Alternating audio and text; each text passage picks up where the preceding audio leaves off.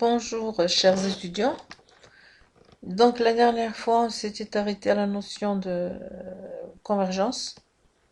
Et donc on a vu un exemple de suite convergente qui était un moins 1 puissance n sur n, donc converge vers 0. On a vu l'exemple d'une suite divergente, Vn, pour limite plus l'infini. On a vu aussi le cas d'une suite divergente qui n'a pas de limite, qui est aussi entre 1 et moins 1. Et là aussi, on a dit que la suite, elle est divergente. Alors, nous allons voir un certain nombre de propriétés. Alors, propriété 1, on démontre facilement que toute suite croissante et majorée, elle converge. Et toute suite décroissante et minorée, elle converge. Donc, une suite qui va croître, qui augmente, mais qui ne va pas dépasser une limite. Donc, elle a une limite. Donc, automatiquement, on déduit qu'elle converge. Donc, on le démontre facilement.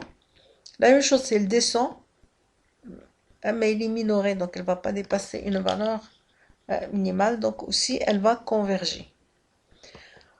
Alors, reprenons l'exemple de tout à l'heure.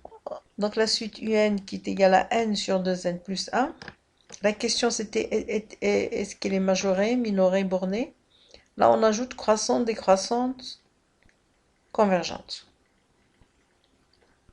Alors, on a vu tout à l'heure que cette suite était bien comprise, elle était bornée, elle était comprise entre 0 et 1. Elle avait une borne supérieure, donc 1 qui était le majorant, une borne inférieure, donc 0 qui était un minorant. Alors maintenant, on va voir la monotonie. On a dit croissante et majorée, ou bien décroissante et minorée. Donc là, on va voir est-ce qu'elle est croissante ou décroissante. Alors, analysons sa monotonie. Donc ici, on va utiliser une plus 1 moins moyenne. Donc on a dit pour la monotonie, on fait la différence entre deux termes successifs. Donc on va avoir n plus 1 sur 2n plus 3 moins n sur 2n plus 1. Donc ceci c'est égal à 1 sur 2n plus 3 facteur de 2n plus 1. Et bien tout ceci est positif, donc c'est strictement positif. Donc cette quantité est positive, ça veut dire que la suite elle est croissante. Maintenant, on dit, donc tout de suite croissante et majorée, elle est convergente. Donc on sait que cette suite elle est convergente. Maintenant, on va calculer sa limite. Alors des fois, il n'est pas possible de calculer la limite, mais donc on le sait. On n'a pas besoin de calculer, on sait qu'elle va converger. Là, on peut facilement calculer donc la limite de n sur 2n plus 1 est égale à 1,5. Alors, deuxième propriété, donc soit U et V, donc deux suites convergentes, et LA et L2 leurs limites respectives. Donc UN a pour limite L1 et UN a pour limite L2. Alors si on sait si U est inférieur ou égal à V, donc, et bien pour tout n, bien alors, donc chaque terme de U il est inférieur au terme de V, eh bien on a la limite L1 aussi qui est inférieure ou égale à L2. Avec une petite remarque, c'est que là, même si UN est strictement inférieur à Vn, donc ici on n'a pas ou égal, bien les limites peuvent être égales. Et on donne un exemple, on a UN c'est moins 1 sur n, Vn c'est 1 sur n, donc UN est strictement inférieur à Vn, et pourtant leurs limites sont égales, toutes les deux, elles convergent vers 0. Alors, on passe à la notion d'encadrement des limites. Alors, il a été mentionné plus haut, donc il n'est pas toujours facile de calculer les limites pour des suites récurrentes. Donc parfois, on utilise des méthodes indirectes pour montrer la convergence ou la divergence d'une suite. Alors, on a ce qu'on appelle le théorème d'encadrement, ou bien théorème de gendarme.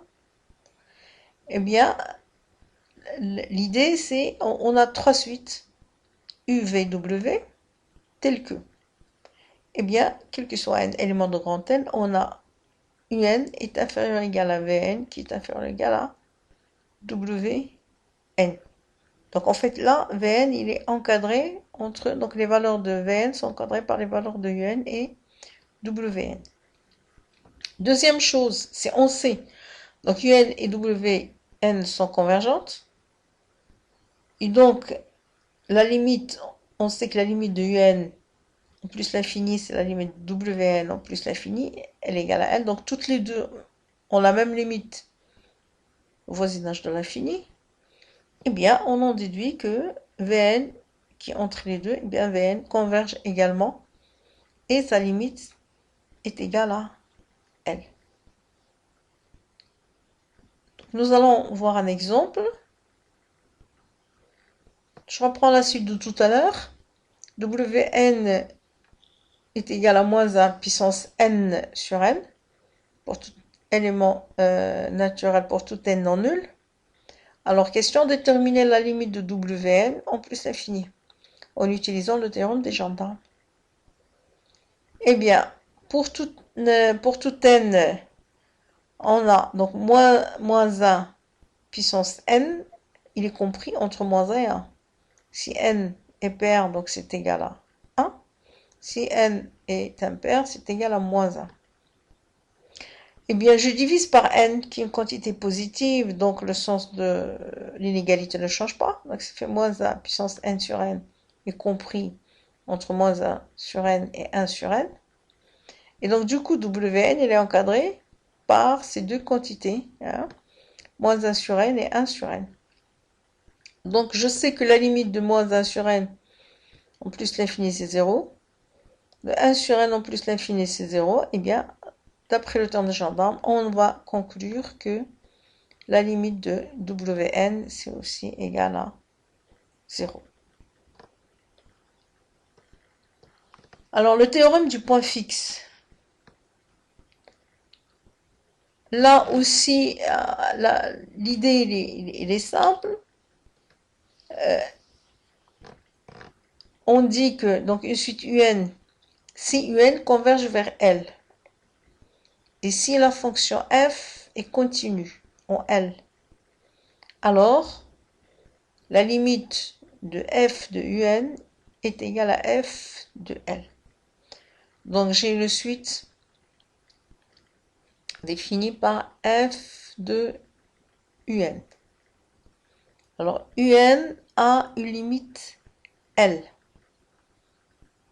Et bien f de UN aussi a pour limite, en plus l'infini, f de L. Alors, soit UN, une suite définie par la relation de récurrence UN plus 1 égale à f de UN. Donc, c'est une relation de récurrence. Alors, si on montre que UN converge, donc c'est convergente, soit parce qu'elle est décroissante et minorée, ou croissante et majorée, et si f est continue, alors la limite L vérifie la relation suivante. L est égal à f de L. C'est en fait ce qu'on appelle le point fixe.